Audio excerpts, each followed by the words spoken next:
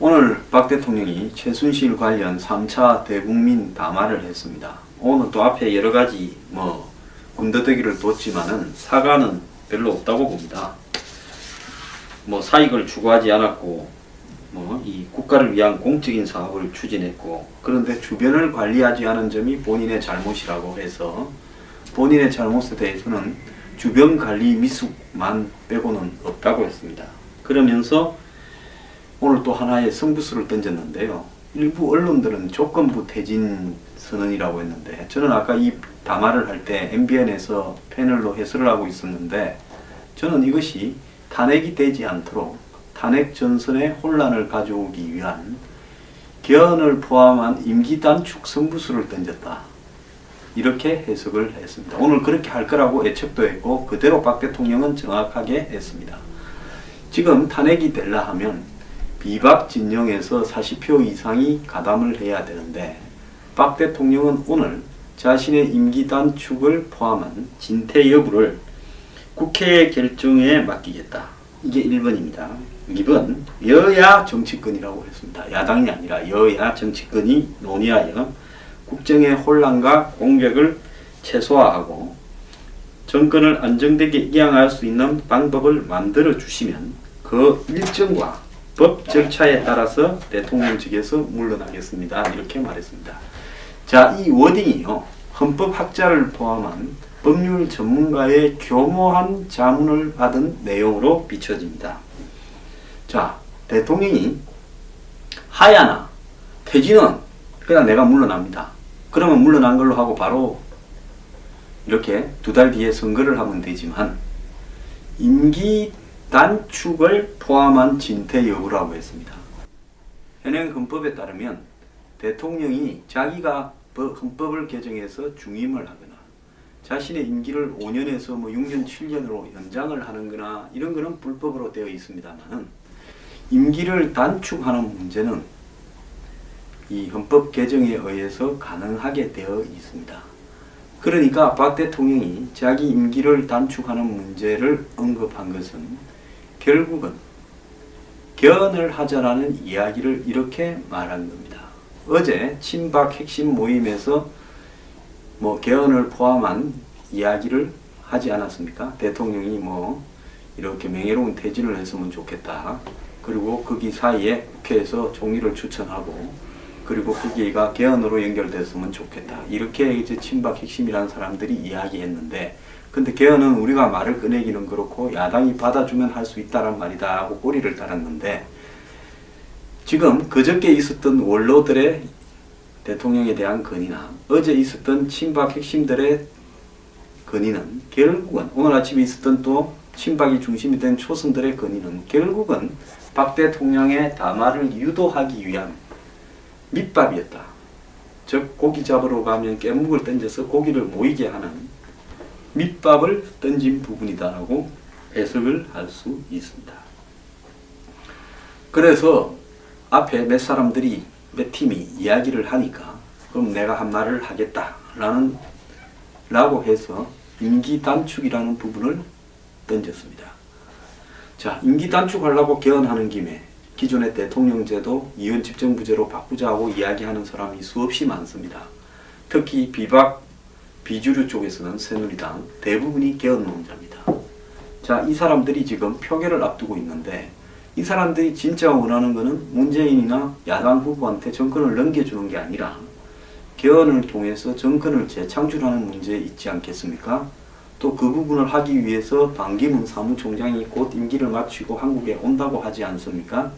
자, 그때까지 시간을 벌면서 개헌 구도를 열게 되면 결국은 자신이 정권을 재창출하고 결국 지금 벌어진 이 게이트에 대해서 정치적 사면을 받을 수 있다, 이 계산을 했고, 단기적으로는 지금 탄핵에 찬성을 하려고 하는 친박 비주류 새누리당, 이 사람들이 지금 흔들리게 되었다는 겁니다. 자, 박 대통령은 200표가 넘으면 아웃인데 지금 야당이 다 합쳐봤자 171, 김용태까지 해봤자 172, 28표가 더 가야 됩니다. 그런데 지금 비박 비주류 쪽에서 40표를 모아놨다고 합니다. 자, 오늘 이런 카드를 던져서 그 사람들이 이런 생각을 할 거 아닙니까? 아니, 임기 단축하고 물러가고 개헌을 도모해 주겠다는데 우리가 섣불리 야당 좋아라고 탄핵하지 말고 여기에서 한번 뻗대기면서 야당도 개헌을 동의를 할 때 그때서 우리가 탄핵에 동의해 주는 것이 좋지 않겠느냐, 이런 식의 생각을 하고 있는 사람, 또 중간에서 흔들리면서 왔다리 갔다리 하면서도 탄핵을 해야 되겠다고 하는 사람한테 저렇게까지 하는데 내가 탄핵에 동참하기보다는 일단 야당이 대통령안을 한번 받아볼 부분을 생각해봐라 하면서 이 사람들이 흔들립니다. 그럼 10표 정도만 빠지면 어떻게 될지 장담을 할 수 없습니다. 그래, 한 10표 정도의 비박 비주류의 흔들리는 표들을 노려서 이런 걸 던졌다고 생각을 합니다. 평소에는 잘 돌아가지 않던 머리가 이번에 위기에 몰리니까 국회를 직접 가서 연설을 통해서 개헌을 주장하고, 그날 또 저녁에 태블릿 PC로 한 방 맞으니까 또 지난 11월 며칠입니까? 4일입니까? 국회를 방문해서 이 정세균 국회의장한테 국회가 총리를 추천해주면 이 현행법에서 최대한 책임 총리제로 한번 해보겠다 또 던졌습니다. 그 뒤로 야당끼리 서로 싸움이 붙었습니다. 그걸 받니 마니, 우리가 추천하니 너가 추천하니. 그러다가 야당은 그 국중립 내각 형태가 돼야 되니, 대통령이 말한 거는 책임 총리니, 통할한다는 말이 무슨 말이니, 이런 걸 갖고 시끄러워서 한 20일을 끌다가 야당이 그거 안 되겠다 포기하자 하고 겨우 탄핵으로 해서 나를 11일 2일로 박았습니다. 야당이 서두는 이유는 시간이 좀 가면 또 뭔 꼼수를 던져가지고 또 표결이 안 되게 할 거기 때문에 이렇게 11월 2일 금요일날 표결을 하기로 하고, 어제 김무성 대표는 박 대통령의 탄핵돼야 되고 또 더 나아가서 법적 어떤 책임도 져야 된다, 이렇게 강경하게 이야기했는데 이틀간 원론이 친박인이 동원해서 밑밥을 깔은 다음에 오늘은 또 이 비박의 연대 전선을, 탄핵 연대를 흔들어 버렸습니다. 자, 세 번째 나온 꼼수인데요. 이런 꼼수 정도를 가지고 최순실을 내치고 국정을 위해서 좀 썼더라면 좋았을 것을 본인이 죽게 되니까 이런 수가 튀어나오는가 참 의문스럽습니다. 일단 박 대통령은 1번으로 오늘 담화가 노린 목표가 탄핵이 되지 않도록 새누리당의 소속 이 비박 의원들이 개헌을 미끼로 던지면서 임기 단축해 줄 수 있다고 하면서 흔들리게 만드는 게 1번입니다. 2번은 야권 내에도 문재인 전 대표 측은 친노 측은 빨리 대선을 치러야 된다. 그래서 일단 탄핵은 해놓되 퇴진도 시킬 수 있으면 빨리 시키자, 이런 입장이고, 박지원 비대위원장이나 안철수 의원 측은 내심으로는 빨리 하기보다는 탄핵하고 또 헌재에 가고 또 특검도 하고 또 국정조사도 하고 차곡차곡 하면서 계속 박을 압박해 들어가면서 그 사이에 개헌을 전제로 한 정계 개편을 하자, 이런 생각을 하고 있었을 겁니다. 자, 야당끼리도 입장이 달라요. 정의당도 정계 개편과 이 개헌을 원할지 모릅니다. 하지만 겉으로는 그런 말을 일치 안 하고 빨리 탄핵하자고 합니다. 그래서 야당의 다른 입장을 겨냥해서 개헌을 원하는 세력, 개헌을 원하지 않는 세력을 분열시키고, 선거를 좀 늦게 하자라는 세력, 선거를 빨리 하자는 세력도 분열시키는 것이 2번입니다. 그러니까 1번은 탄핵에 참가할 40명의 표를 흔들어서 거기서 탄핵 통과가 안 되도록 한 10표 정도를 빼내는 거.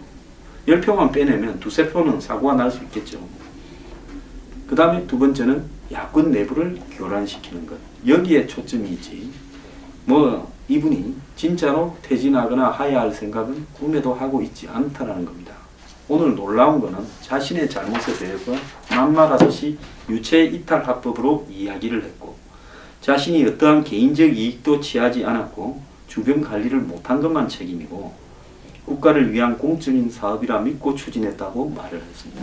그렇다면 KD 코퍼레이션인가 하는 회사에 10억 6천짜리 정유라 그 친구 아까 회사에 일을 주라고 한 부분, 또 플레이드 그라운드에 일을 주라고 한 부분, 또 KT에 뭐 이동순이 뭐니 하는 애들을 넣으라고 한 부분을 포함한 숱한 직권남용과 강요에 대한 박통의 어떤 드러난 일들은 다 무엇이란 말입니까? 그리고 공직을 마치 최순실이 추천하는 사람을 다 꼽아주는 이런 국기문란은 또 무엇이란 말입니까? 또 더 나아가서 측근들의 비리를 덮기 위해서 우병우 등을 동원해서 흔들어 제낀 국정문란은 또 무엇이란 말입니까? 그리고 청와대의 인사자료나 각종 주요한 외교 정책 자료, 부동산 투기 자료까지 최순실에게 다 넘어가고 물어보고 한 것은 무엇이라 말입니까? 더 나아가서 재벌들 회사와 오고 간 돈 문제에서 본인은 정녕 아무런 관계가 없다라고 생각을 하십니까? 롯데그룹, SK 이런 부분과 삼성하고 관련해서 말입니다. 자, 박통은 자신에 대해서 반성을 하지 않습니다. 그러면서 오늘 또 살아남기 위해서 승부수를 던졌습니다. 저는 승부수라고 생각하는 게 아니라요, 꼼수가 죽을 수가 될 거라고 보고 있습니다. 이렇게 정치하면 안 됩니다. 탄핵을 받겠다, 내 물러나지는 않겠다. 저는 박통이 하야하거나 퇴진하는 걸 반대합니다. 그렇게 해서는 안 되죠. 무책임하다고 나는 생각합니다. 탄핵을 받겠다. 그리고 뭐 법적인 절차에 관련해서 내가 수사는 협조하겠다. 그리고 나는 안 했으면 안 했다고 버티겠다. 그리고 이런 일이 생긴 데 대해서는 할 말이 없고 다 내 잘못이다. 이런 식으로 나가기를 저는 바랬고 그것이 정답이라고 생각합니다. 그러면서 국회 표결이 되면 또 헌재 판결을 기다려야 되는 거고, 그 사이에 국정조사나 특검에 협조를 해줘야 되는 거고, 또 진짜로 자기가 잘못한 그 부분에 대해서 국민에게 진솔한 사과를 구해야 되는 겁니다. 자, 그러지는 않고 오늘 또 세 번째 꼼수를 던졌는데요. 살 깨가 될지 죽을 깨가 될지 한번 지켜봅시다. 새누리당 비박들이 그래도 정신이 좀 들은 사람들인지 완전히 허접한 인간들인지도 며칠 안에 판가름이 나겠죠. 어차피 망하는 지구석인데 이런들 어떻고 저런들 어떻겠습니까? 대통령 참 매일 밤에 꼼수 생각한다고 잠이 안 오겠습니다. 딱 저렇게 할 거라고 했는데 그대로 하네요.